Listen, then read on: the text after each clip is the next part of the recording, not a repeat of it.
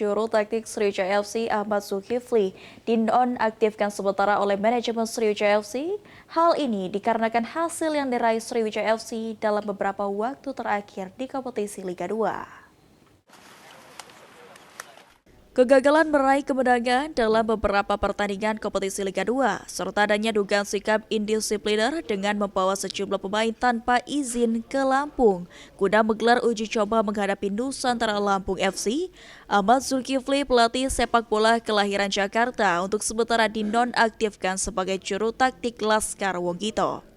Langkah ini diambil oleh manajemen Sriwijaya FC usai menggelar rapat. Wakil Presiden Sriwijaya FC M. David mengungkapkan jika manajemen cukup kecewa dengan hasil yang diraih oleh Sriwijaya FC serta sikap dari Ahmad Zulkifli selaku pelatih.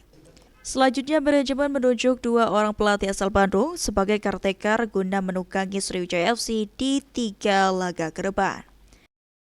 Sementara ya kita mungkin ada caretaker ya, memang kita ada dari Coach Jo ya, sama Coach Rupi yang akan menakodai selama 3 musim ini.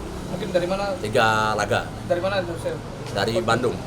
Sementara itu, menyikapi langkah yang diambil oleh manajemen Sriwijaya FC, didukung oleh kelompok supporter. Apalagi menurut supporter, dari 5 pertandingan yang dijalani, Sriwijaya FC hanya mampu meraih hasil imbang atas Persika Depok dan sisanya alami kekalahan. Sriwijaya FC, karena memang dari awal kami sudah menginginkan untuk mengganti Coach Azul dari pelatih Sriwijaya FC. Seperti itu. Kenapa? Karena dari 5 pertandingan itu udah kata yang menang gitu. Cuma 1 yang seri.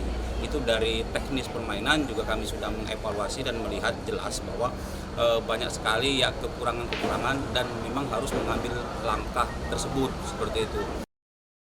Kelompok supporter Sriwijaya FC selanjutnya menawarkan kepada manajemen untuk dapat merekrut pelatih yang lebih baik, di mana salah satunya ex-pelatih PSS Sleman Seto Nurdiantoro. Tim Liputan, PAL TV.